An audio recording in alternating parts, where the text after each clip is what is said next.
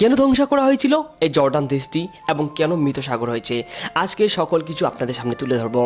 এই দেশটির আগের নাম ছিল সাদুম নাম এক নগরী, যেই নগরীতে জন্মগ্রহণ করেন লূত আলাইহিস সালাম। লূত আলাইহিস সালাম তার সেই সময়কার যুগের মানুষদেরকে তিনি দাওয়াত দিতেন ইসলামের পক্ষে।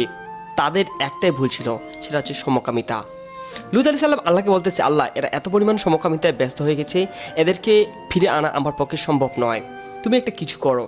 আল্লাহ তাআলা হযরত লূত আলাইহিস সালামের কথায় সেই সময় সেই দেশটিকে উল্টিয়ে দিয়েছিল। সেই পাপের কারণে আজও সেটি মৃত সাগর নামে ঘোষিত। সেখানে একটা মানুষকে যদি ভাসিয়ে দেওয়া হয় সেটা কখনো ডুববে না। আজকে সেই ভিডিও নিয়ে আলোচনা করব। আশা করি আজকের ভিডিওটি আপনাদের অনেক ভালো লাগবে। আজ থেকে হাজার হাজার বছর আগের কথা, বর্তমানে জর্ডান ও ফিলিস্তিনের সীমান্তে অবস্থিত এই নগরীটি গড়ে উঠেছিল, যার নাম সাদুম। এই অঞ্চলের মানুষরা দেখতে অনেক সুন্দর ছিল এবং এদের ধন সম্পত্তি ছিল অনেক বেশি এবং প্রচুর ধন সম্পদের মালিক, কিন্তু তাদের ভিতর নৈতিকতা নীতি কোনো কিছু ছিল না। তারা মারামারি, কাটাকাটি এবং বিভিন্ন অপকর্মে লিপ্ত ছিল। তার এমন এক জঘন্য পাপে লিপ্ত ছিল যা ইতিহাসে কোনো জাতি কখন করেনি, সেটা হচ্ছে সমকামিতা।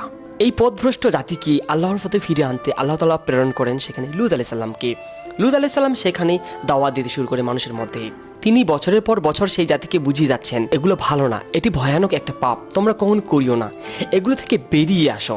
কিন্তু সেই সময়ের জাতি তার কথা শুনতে ছিল না, বলতেছে তুমি তোমার ঈমান নিয়ে পড়ে থাকো, তোমাকে এসব কিছু নাক গলাতে হবে না। তিনি আল্লাহ তাআলার ভয়ঙ্কর শাস্তির কথা মানুষকে বলতেছিল, তোমরা হেদায়েতের পথে ফিরে আসো, তোমরা আল্লাহকে ভয় করো। কিন্তু সেই সময়ে তার জাতি কিন্তু সেটা মানতেছিল না। উল্টো তারা লূত আলাইহিস সালামকে উপহাস করতে শুরু করে এবং তার অনুসারীরা তাকে নগরী থেকে বের করে দেয়। এক পর্যায়ে তাকে বাধ্য করে সেই নগরী ছাড়তে এবং সবাই তাকে ধমক এবং মারতে শুরু করে।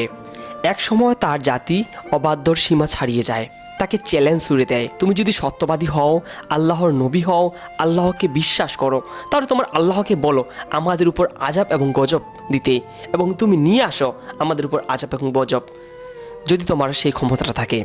যখন এই জাতির পাপের ঘোড়া পূর্ণ হয়ে গেল, তখন আল্লাহ তাআলার চূড়ান্ত সিদ্ধান্ত নিলেন। তার বিশিষ্ট এবং 4 ফেরেশতাকে নিযুক্ত করলেন লূত আলাইহিস সালামের বাড়িতে। 4 জনকে 4টা পুরুষ রূপে তৈরি করে লূত আলাইহিস সালামের বাড়িতে মেহমান স্বরূপ পাঠিয়ে দিলেন এবং তাদের চেহারা অনেক সুন্দর ছিল। তারপর লূত আলাইহিস সালামের বাড়িতে যখন গেলেন, সেখানকার আশেপাশে যারা মানুষ ছিল তারা জানতে পারলো যে 4 জন ছেলে এবং সুদর্শন পুরুষ খুব সুন্দর তার বাড়িতে এসেছে। তখন সেখানকার অবাধ্য জাতিরা তার বাড়ি আক্রমণ করতে শুরু করলো এবং চারিদিক থেকে ঘেরে ফেললো। লূত আলাইহিস সালামকে বলল, লূত তুমি বের করে দাও এই মানুষদের, এই যুবকদের বের করে দাও। তারপর তার সাথে জবরদস্তি করতে শুরু করলো।